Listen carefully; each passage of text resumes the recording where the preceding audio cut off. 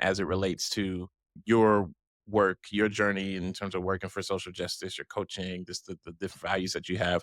What's your relationship with rest in that? And what would you share with folks around that? And I would just say that from just even recently, as I'm reaching out and asking you to do this, and just some of the messaging I'm speaking to. And of course, I'm paraphrasing, but I just love to see it. It's like, all right, y'all, I'm paraphrasing y'all, but I'm outside today. I'm listening to the water. I'm listening to the wind, or I'm with the grass. I hope you all go out and listen to some music. I'll reply back when I get in. But for now, I'm out and I am recharging, those sorts of things. And so I talked to you about this a little bit as we were preparing for this. But one of the messages that I was reminded of, even just seeing those away responses and appreciating it, I was just reminded that we are deserving of that rest. We are deserving of it. All the things that you talked about, an individualistic society and capitalism and the ways where we're taught that we are what we produce. I was just so, oh, even you talk about influences, even like it's one of those things. You talked about your professor crying. So even that, I will never forget that. And this is recently, you all listening to this, but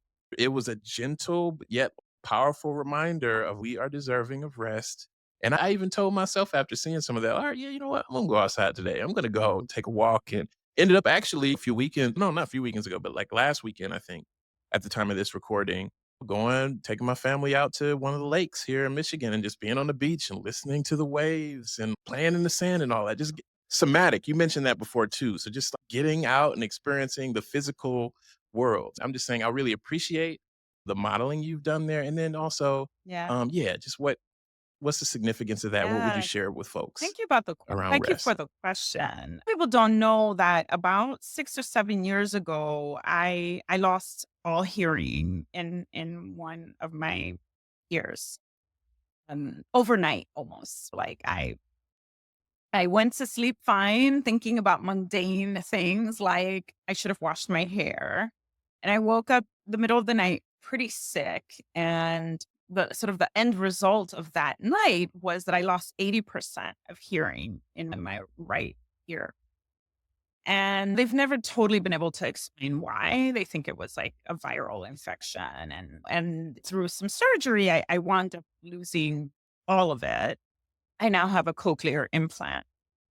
And one of the side effects, there are a bunch of side effects from not hearing two ears, but one of them is vertigo.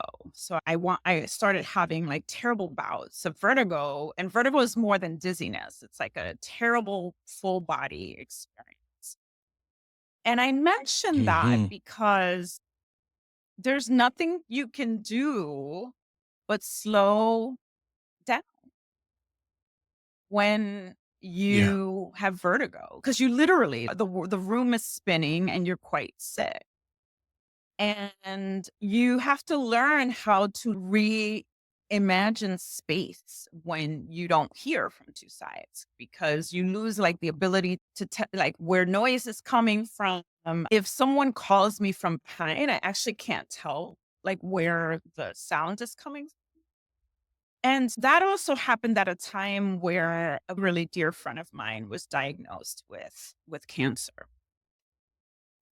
And so Mhm. she and I spent a lot of time talking about how to slow down and how to rest and what does it mean and how to live and what matters. And so she passed away a few years after her diagnosis.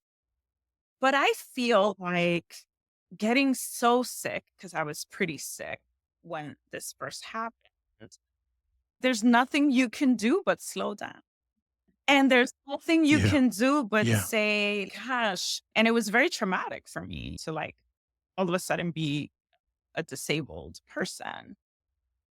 But there's nothing you can do but say, like, I don't know, I have to maybe not do this thing, or I have to rest. And there's some things you have no control over. There's nothing I could have done differently that would have prevented this thing from happening to me. And long story to say that this is the one life we have. And there's some things you can't control. I would love to have 2 hearing ears, but I don't. And so how do I want to live my life? There might be other things in my future that I don't have control over. And so to me, rest is just part of what makes me enjoy. Like, I love to travel. This Mm. summer, I spent 3 weeks abroad. And every summer, last summer, I went to East Africa for the first time. And I just feel like this idea of I'm going to do that I don't know, when, I don't know, I do this or I do that, that when is not guaranteed, right? And to your Yeah. point of my out of office messages, you probably sent me a message when I was at Newport Jazz Fest. Listen to me outside. And I go with a bunch of friends. It's really fun. I love live music. Got to see some great folks, discover some new music. And not only are we deserving, because we are, but I also feel like what a privilege it is to live and be able to do that, to be able to see beauty, to be able Mhm. to rest, to be able to like hang out with little ones. And again, my stubborn dog who decided this week she no longer wants to go outside, but like to hang out with this beautiful creature. Like it is an incredible privilege to be able to do that. So I feel like not only are we deserving, but also let's acknowledge that it's a privilege, right? A privilege that not everybody has, right? Right. Like many of us forget that some of us in some parts of the world, like they cannot rest without threat and danger and potentially them by also taking care of us and each other and be sure that we do rest Yeah. and we do slow down and we do remember what's important.